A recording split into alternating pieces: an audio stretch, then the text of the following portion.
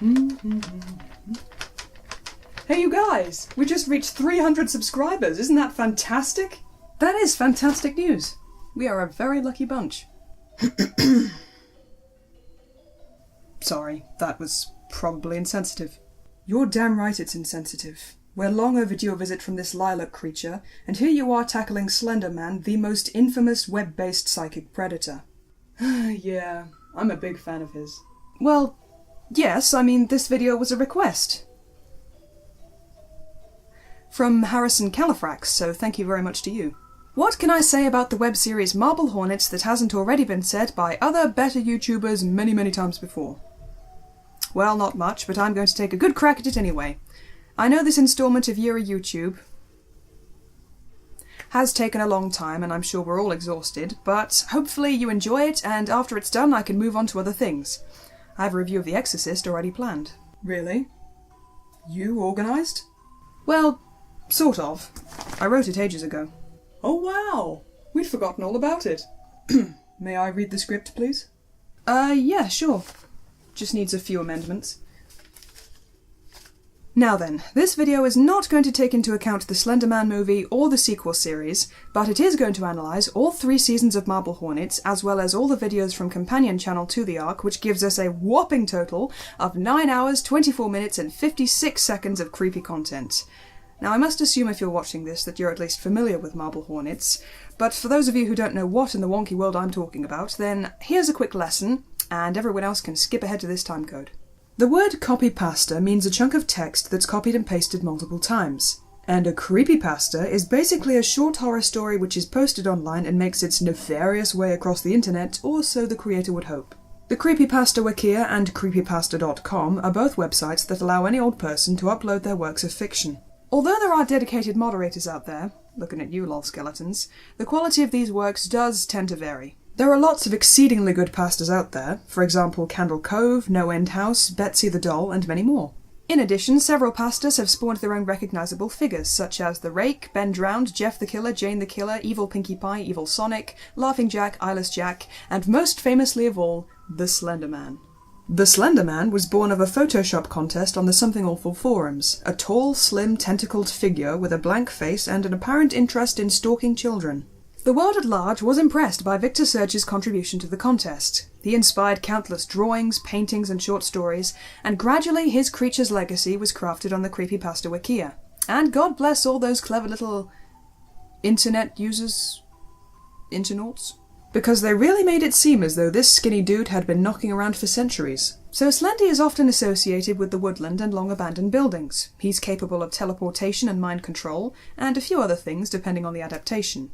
Here's where we get to Marble Hornets. Marble Hornets is the name of a series of videos directly inspired by the Slenderman mythos. One of its creators, Troy Wagner, was an active Something Awful forums user at the time of the contest, and is believed to be the first to utilise the video format. The series has been called an ARG, or alternate reality game, and indeed it was at the time a highly immersive experience. Along with the YouTube channel, there was a Twitter feed which those interested could choose to keep up with. It has a lot in common with the Blair Witch Project in my opinion, both horror, both found footage, and both using the internet to garner interest and build realism.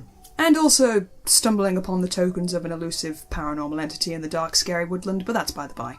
The basic premise of the series is laid out in an introduction video by our protagonist Jay, played by Troy Wagner. Years ago, his close friend Alex, played by co-creator Joseph Delage, ceased production of his student film The Eponymous Marble Hornets due to unworkable conditions on set. Just before leaving town for good, Alex bequeathed the tapes to Jay on the one condition that the whole thing never be mentioned again. It's now 2009, and Jay is finally going through the tapes to see what was getting to Alex. This first video will be about Seasons 1 and 2, and the second video will focus on my favourite, Season 3. Okay, so the first couple of videos reveal our primary antagonist, or so we assume, the Operator. The series never refers to him by the name of Slenderman, the Slenderman, Slenderman, Slendy, or anything of that nature. Although, in one of the early episodes, we do get this little joke. What's that tall red thing over there? Oh ho ho, I see what you did there. Now, they are showing the monster relatively early, just as The Grudge showed Kayako in its first 10 minutes. The trick with Slendy, I feel, is to rely more on reticence than blatancy. There is at least one good reveal in Entry 7.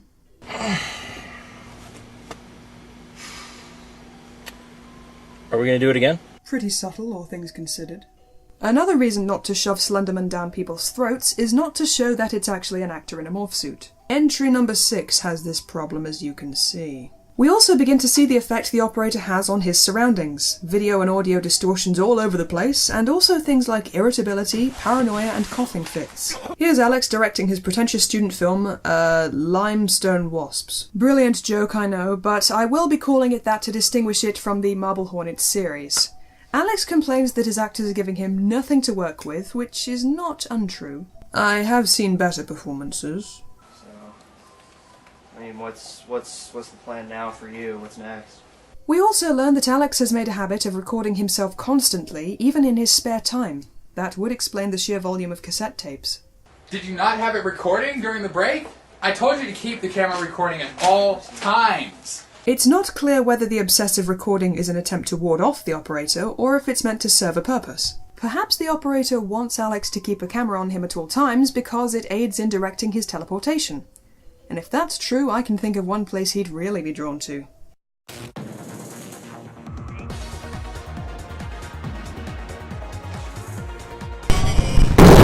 Anyway, the tapes show Alex's descent into madness, and also plenty of clear operator sightings.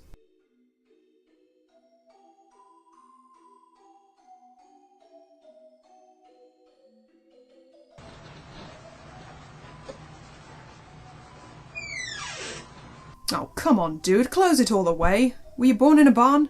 Our main character, Jay, is keen to find some answers. In entry number 15, he talks to Tim, one of the actors from Limestone Wasps, under the guise of holding an audition. Side note, actor Tim Sutton plays the role of Tim, whose character in Limestone Wasps is also called Tim.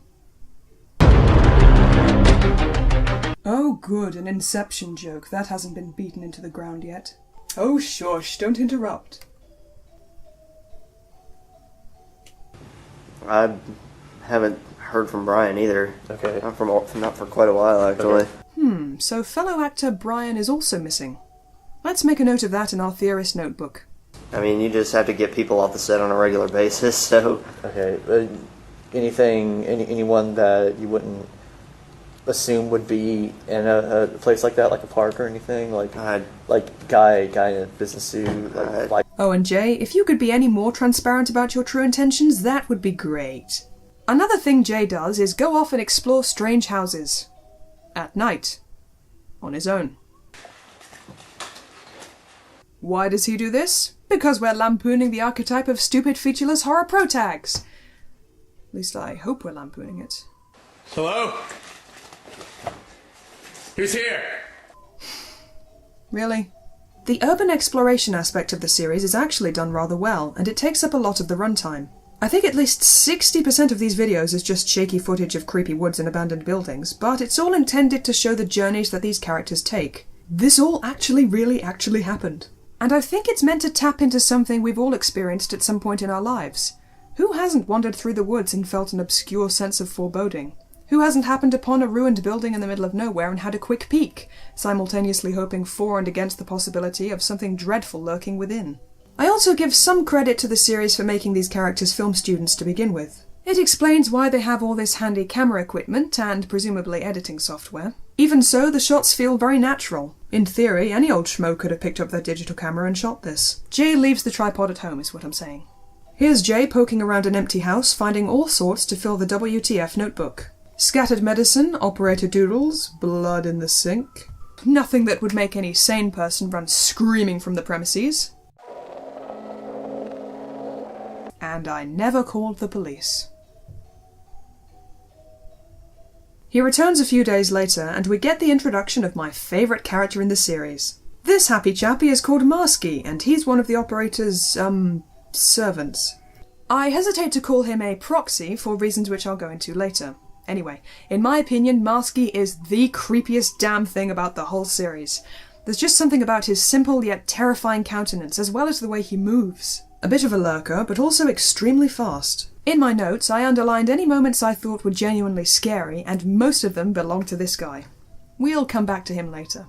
It's at this point that Jay becomes aware of another YouTube channel called To The Ark. Its videos were released alongside the Marble Hornets videos, and the channel's owner is somewhat of a mystery even today. In my opinion, they won't exactly hurt the main plot if you ignore them, but they're pretty fucking cool. Ranging from moody black and white to screaming full colour, To the Ark's videos are full of threatening messages addressed to Jay and maybe our slot at home by extension.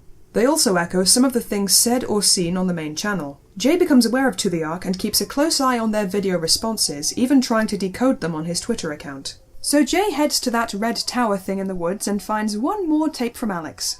Alex explains that horrible things have happened, including the death or disappearance of a guy called Seth, a former cameraman on Limestone Wasps. I'm going back to my home, and I'm burning these tapes. All of them. Yeah, good job doing that, Alex. So like an idiot, Jay returns to the house. At least it's daylight this time, which begs the question, why does he have a torch? Unfortunately for him, Marsky appears and drags him to the location of the entry number 22 tape. And there, of course, is the operator.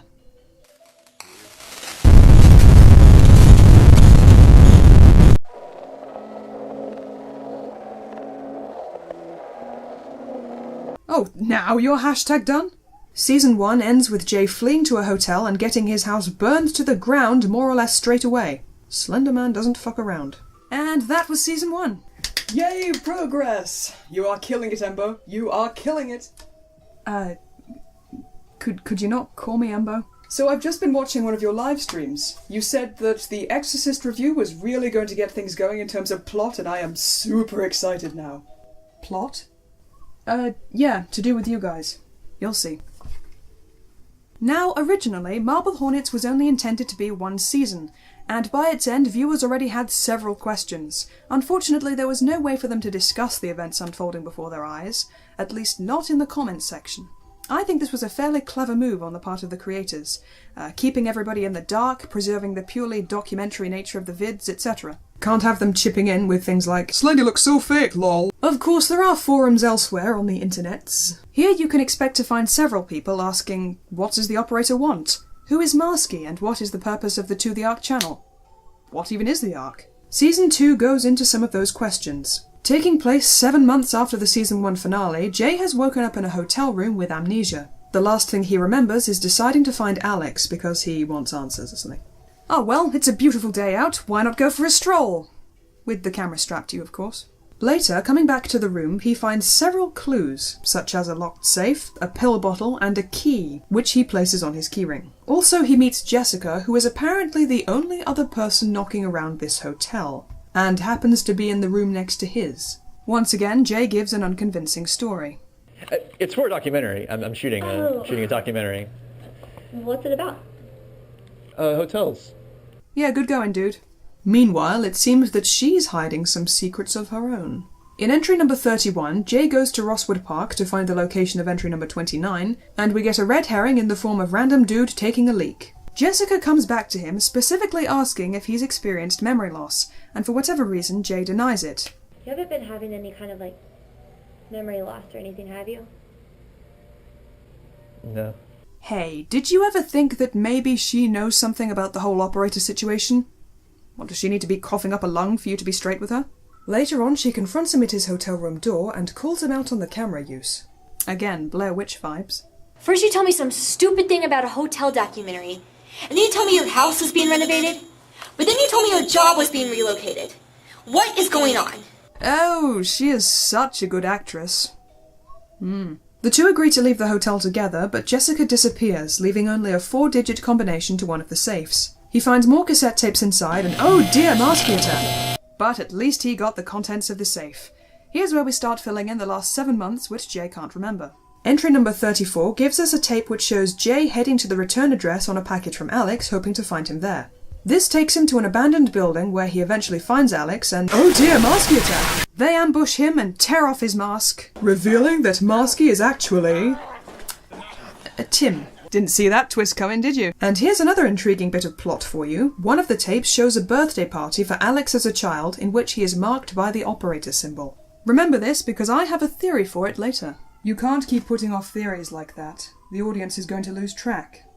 And then hate you for it. Well, okay, hold on. Suffice it to say that this is the first piece of evidence to suggest that Alex is more tied to the operator, and thus more dangerous than he appears. And it's true that he is dangerous. The tapes continue to show Jay being led on a wild goose chase. Supposedly what they're doing is finding Alex's girlfriend Amy, who's been missing since the operator attack from entry number 26. You saw what was on the video I sent you. You have no clue where Amy is. No. Well, what do you want me to do about it? Help me, Jay! Alright? Look, we have a better chance of finding her together. And Jay gets attacked in Rostwood again, and I guess he got away. Meanwhile, in entry number 41, someone picks up and returns Jay's dropped camera and reveals himself to be the Hooded Man. Or Hoodie, as the fans have called him. Hoodie's identity won't be revealed for some time, but it seems that, like Marsky, he's working under the influence of the operator. So we've got Alex, Marsky, and Hoodie all running around and being mysterious. Try to keep up. Remember Amy? Well, Jessica is revealed to be her former roommate, and that's how she ties into this whole thing. We find out that Alex is lying to her, saying that Amy's been found. I got in touch with Amy, so just disregard my last message. And then he's shown to calmly approach the operator.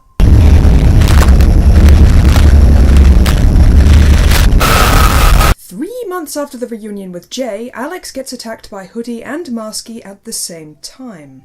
Interesting that the masked men are working together like this. Jay then sneaks into Alex's house where... because apparently the operator just lives with Alex now. I guess they've got a house share thing going on.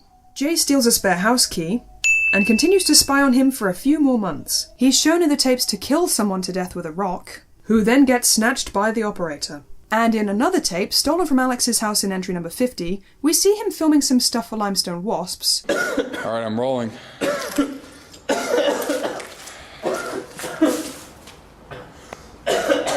Good take. And Brian is the operator attack! And he gets dragged away, and it looks like Alex was responsible for his disappearance as well. Seems like the last thing you'd want at this point is to make Alex angry or suspicious. Did you take anything from my apartment other than the tape? What do you mean? I mean, did you successfully steal something from me? It just so happens that I'm missing my spare front door key. It's not something I want to lose. Whoops. Alex, just tell us what it You is. stole that tape from me. The one with Brian on it, and I know you've been following me too. What? I've had plenty of chances to do this. Double whoops. So Alex is about to shoot Jay and Jessica to tie up the loose ends. But then, yay, Marsky attack, and the two escape, agreeing to rendezvous at the hotel. Jay collects Alex's camera equipment, tapes, and hard drives because the car window is now open. Ahem. That night at the hotel... OMG, scariest operator attack yet! And this is where Jay and Jessica get all the amnesia and wake up around the time entry number 27 was filmed. And we're caught up on the last 7 months. Season 2 ends with Jay heading back to the filming location of Limestone Wasps. Pretty good, eh? Now let's wrap up some things. Alex had lured Jay to the Rostwood area on the flimsy pretext of finding Amy, when in actuality he planned to kill him off. You see, Alex had been following the Marble Hornets web series as it was being posted, and he did not like it one bit. Don't do this, Alex. I told you never to mention him again. I know that implied not sharing him with the world. Exactly. We've also learned that Tim is Marsky, that he's been following Jay around for some time, and that for some reason he hates Alex. What we don't know yet is whether Marsky is trying to help Jay or hurt him. Hoodie is even tougher to figure out. We don't know who he is or what his motivation is.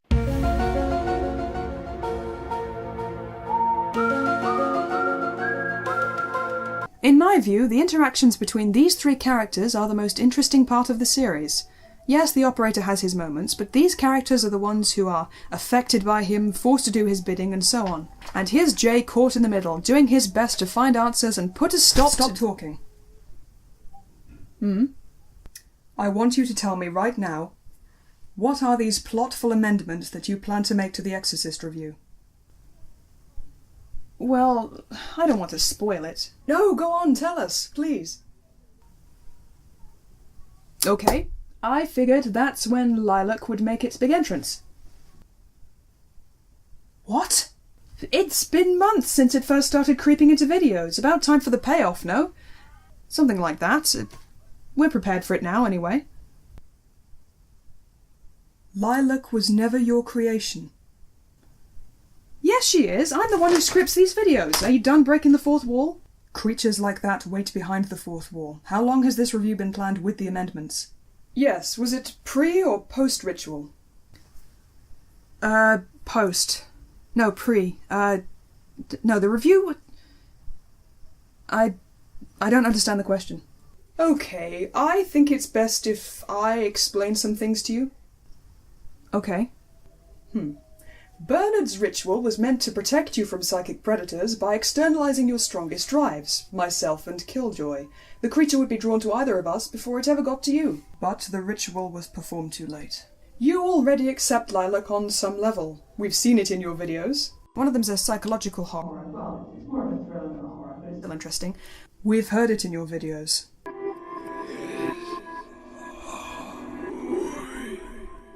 Which means that it survived the editing process. Didn't you notice the creature when you were splicing clips and adding all that cool orange text? No, hold on, I never noticed anything like— Oh, don't you get it, you git pillock. You're blind to Lilac's influence. The fact that you thought you could script its actions is proof of that. You were never in control. This channel isn't an ARG. You've always been the victim of a psychic predator.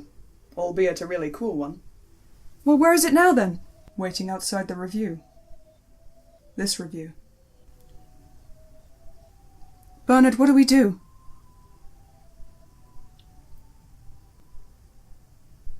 Oh. So it's that time, is it? Why don't you let me head out there and face it? What? I like its style. Maybe if I prove I'm a worthy opponent, then I— Oh my god, will you take this seriously? I should go. She likes me less anyway, I'm the more expendable. Typical Killjoy, always wanting to martyr yourself. Let me do it, I'm strong enough. Beaming ignorance is not the same thing as strength. Whoa, calm down. Arguing isn't going to help anything. We should have another vote. Let your viewers decide who takes a crack at the creature. Why not? At the risk of repeating myself, what? It's the only fair way. Emily doesn't want to decide who's best at doing their job. Oh, you deluded, pizzazz-spinning, plumage-having bullshit womble!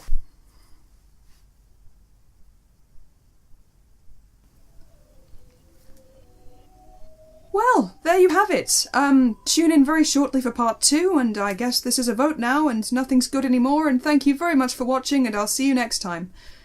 Cheerio.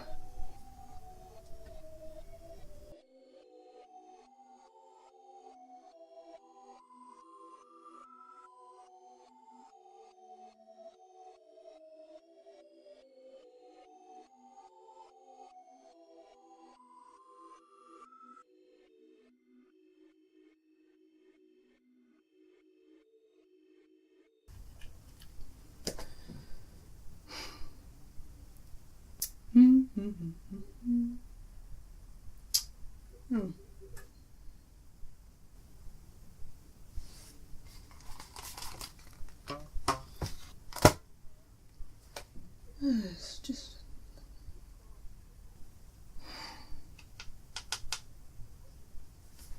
Oh, just...